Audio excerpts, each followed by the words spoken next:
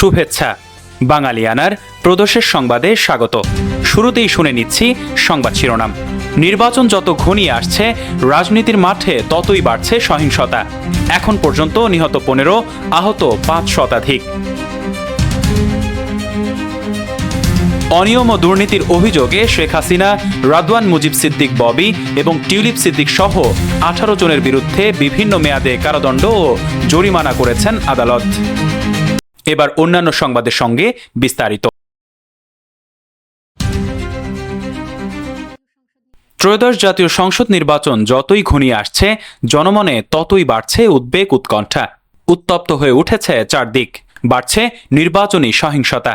তফসিল ঘোষণার পরদিন রাজধানীতে ইনকিলাব মঞ্চের আহ্বায়ক শরীফ ওসমান বিন হাদি হত্যাকাণ্ডের পর থেকেই নির্বাচনী মাঠ উত্তপ্ত হয়ে ওঠে।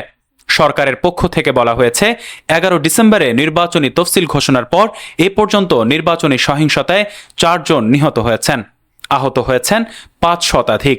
তবে সারা দেশে অন্তত 15 জন রাজনৈতিক নেতাকর্মী হত্যাকাণ্ডের শিকার হয়েছেন বলে 2 ফেব্রুয়ারি এক রিপোর্টে বলেছে transparency international Bangladesh, TIB।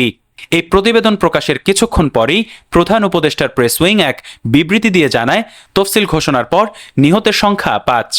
Police সদর দফতরের তথ্য অনুযায়ী 11 ডিসেম্বর তফসিল ঘোষণার পর 12 ডিসেম্বর থেকে 26 জানুয়ারি পর্যন্ত সারা দেশে 144টি সহিংসতার ঘটনা ঘটেছে।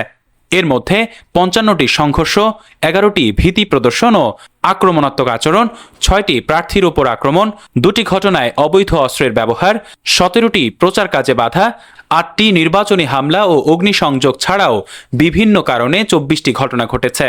মানবাধিকার সংস্কৃতি ফাউন্ডেশনের সংগৃহীত তথ্য অনুযায়ী নির্বাচনী সহিংসতার 64টি ঘটনার মধ্যে 33টি বিএনপি ও জামায়াতের মধ্যে সংঘর্ষের ঘটনা।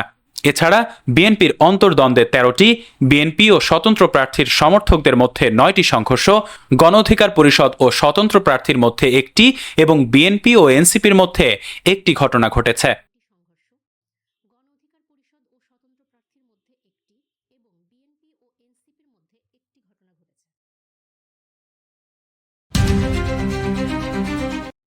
রাজধানীর পূর্বাচল প্রকল্পে অবৈধভাবে প্লট বরাদ্দের 2 মামলায় সাবেক প্রধানমন্ত্রী শেখ হাসিনা এবং তার পরিবারের সদস্যদের বিভিন্ন মেয়াদে কারাদণ্ড ও জরিমানা করেছেন আদালত।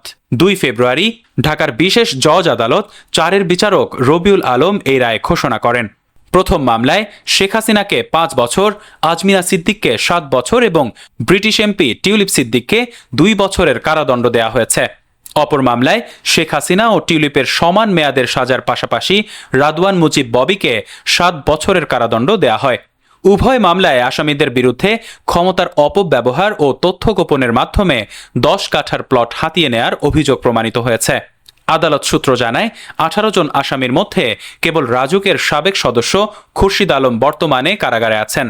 এর আগেও রাজুক প্লট দুর্নীতি সংক্রান্ত অন্য মামলাগুলোতে শেখ হাসিনাকে 26 বছরের কারাদণ্ড দিয়েছিলেন আদালত।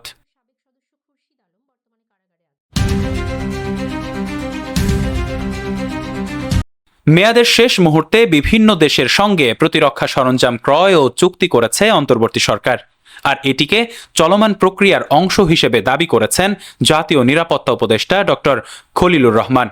2 ফেব্রুয়ারি সোমবার বিকেলে পররাষ্ট্র মন্ত্রণালয়ে সাংবাদিকদের প্রশ্নের উত্তরে এমনটাই জানান তিনি। এদিন বিকেলে পররাষ্ট্র মন্ত্রণালয়ে পররাষ্ট্র উপদেষ্টা মোহাম্মদ তৌহিদ হোসেনের সঙ্গে বৈঠক করতে আসেন জাতীয় নিরাপত্তা উপদেষ্টা ডক্টর খলিলুর রহমান। বৈঠক শেষে বের হওয়ার সময় অন্তর্বর্তী সরকারের শেষ মুহূর্তে বিভিন্ন দেশের সঙ্গে প্রতিরক্ষা চুক্তিগুলো, বিশেষ করে যুক্তরাষ্ট্র বা চীন ও জাপানের সঙ্গে চুক্তি নিয়ে প্রশ্ন করলে তিনি বলেন, এটা চলমান প্রক্রিয়া। পরবর্তী সরকার এগুলো এগিয়ে না নিলে অন্তর্বর্তী সরকারের প্রতিশ্রুতি কি হবে তা জানতে চাইলে ডক্টর খলিলুর রহমান বলেন, এটি অনুমান নির্ভর প্রশ্ন। সম্প্রতি জাতীয় নিরাপত্তা উপদেষ্টাকে বিমান বাংলাদেশ এয়ারলাইন্সের পরিচালনা পর্ষদে যুক্ত করা হয়েছে। কোন দেশের নিরাপত্তা উপদেষ্টা উড়োজাহাজ প্রতিষ্ঠানের পরিচালনা পর্ষদে যুক্ত হন না। এ সমালোচনার জবাবে ডক্টর খলিল বলেন, দুনিয়ার সব দেশে উড়োজাহাজ প্রতিষ্ঠান নেই।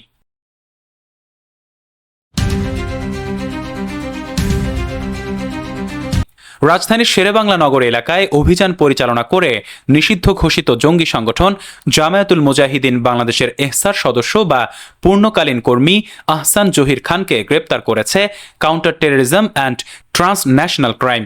1 ফেব্রুয়ারি রাত 7টার দিকে শেরেবাংলা নগর থানাধীন জিয়া উদ্যান লেকের দক্ষিণ পশ্চিম দিকে গোয়েন্দা তথ্যের ভিত্তিতে অভিযান পরিচালনা করে তাকে গ্রেপ্তার করা হয়। বিষয়টি নিশ্চিত করেছেন ডিএমপির মিডিয়া অ্যান্ড পাবলিক রিলেশনস বিভাগের উপ পুলিশ কমিশনার মোহাম্মদ তালিবুর রহমান। সিটিটিসির বরাত দিয়ে তিনি জানান, গ্রেপ্তার আহসান জহির খান 90 জিএমবির সক্রিয় সদস্য। তিনি ও তার অপর পলাতক সহযোগীরা 90 জিএমবির আদর্শে উজ্জীবিত হয়ে প্রজাতন্ত্রের সম্পত্তির ক্ষতি সাধনের লক্ষ্যে নাশকতামূলক কর্মকাণ্ডের পরিকল্পনা ও প্রচেষ্টা গ্রহণের উদ্দেশ্যে ঘটনাস্থলে মিলিত হয়েছিল।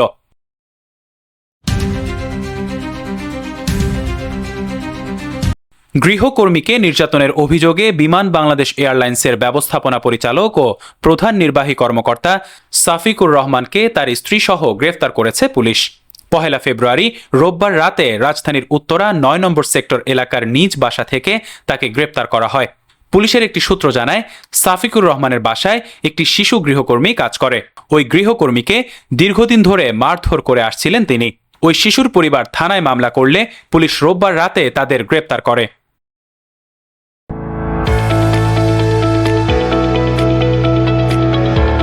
এবার শুনে নিচ্ছি বাঙালিয়ানা বাণিজ্য সংবাদ। সদ্য বিদায়ী জানুয়ারি মাসে দেশে রেমিটেন্স এসেছে 313 কোটি বা 3.17 বিলিয়ন মার্কিন ডলার, যা দেশের ইতিহাসে কোনো এক মাসে তৃতীয় সর্বোচ্চ ও চলতি অর্থ বছরে দ্বিতীয় সর্বোচ্চ প্রবাসী আয়। এই হিসাবে প্রতিদিন গড়ে দেশে এসেছে 10 কোটি 23 লাখ ডলার রেমিটেন্স। বাংলাদেশ ব্যাংকের মুখপাত্র আরিফ হোসেন খান বলেন, গত বছরের একই সময়ে এসেছিল 218 কোটি 50 লাখ ডলার, অর্থাৎ বছর ব্যবধানে রেমিটেন্স প্রবাহ বেড়েছে। এর আগে গত ডিসেম্বরে দেশে রেমিটেন্স এসেছিল 322 কোটি 66 লাখ 90 হাজার ডলার, যা ছিল দেশের ইতিহাসের দ্বিতীয় সর্বোচ্চ ও চলতি অর্থ বছরের কোনো এক মাসে আসা সর্বোচ্চ প্রবাসী আয়। তবে দেশের ইতিহাসে সবচেয়ে বেশি রেমিটেন্স এসেছিল গত বছরের মার্চে। সেই মাসে প্রবাসীরা দেশে পাঠিয়েছিলেন 329 কোটি 56 লাখ 30 হাজার মার্কিন ডলার।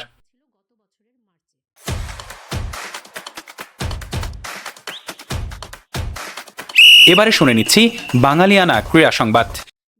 বিশ্বকাপ শুরু হওয়ার মাত্র 5 দিন আগে পাকিস্তানের সরকার জানিয়েছে, দেশের ক্রিকেট দল বিশ্বকাপ খেলবে বটে, তবে বয়কট করবে ভারতের বিপক্ষে পূর্ব নির্ধারিত ম্যাচ। এই সিদ্ধান্তকে অগ্রহণযোগ্য বলছে আন্তর্জাতিক ক্রিকেট কাউন্সিল। বাংলাদেশ নিরাপত্তাজনিত আশঙ্কার কথা জানিয়ে ভারতে সফর বাতিল করার পরই প্রতিযোগিতাটি বর্জনের বিষয় বিবেচনা করতে শুরু করে পাকিস্তান। এর ধারাবাহিকতায় সরকার থেকে নতুন এই অবস্থান জানানো হয়। আইসিসি জানিয়েছে, তারা জাতীয় নীতি নির্ধারণে সরকারের ভূমিকার প্রতি সম্মান দেখায়, তবে এই সিদ্ধান্ত বৈশ্বিক ক্রিকেটের স্বার্থে নয় এবং পাকিস্তান সহ সারা বিশ্বের সমর্থকদের জন্য হতাশাজনক। সংস্থাটি আশা প্রকাশ করেছে, পিসিবি নিজেদের দেশের ক্রিকেটের ভবিষ্যৎ ও দীর্ঘমেয়াদী প্রভাব বিবেচনায় নিয়ে বিষয়টি পুনর্বিবেচনা করবে এবং সব পক্ষের স্বার্থ রক্ষা করে একটি গ্রহণযোগ্য সমাধানের পথে এগোবে। তবে আগের আসরের নিয়ম অনুযায়ী কোনো দল ম্যাচ খেলতে অস্বীকৃতি জানালে বা আত্মসমর্পণ করলে সেটিকে ম্যাচ কনসিডেড অথবা ম্যাচ অ্যাওয়ার্ডেড হিসেবে গণ্য করা হয়। কিন্তু নিয়মাবলী প্রকাশ না করায় আইসিসির হাতে এখন যে কোনো ধরনের সাজা চাপিয়ে দেওয়ার ক্ষমতা থাকছে। বাঙালিয়ানা প্রদোষের সংবাদ শেষ হলো। ধন্যবাদ।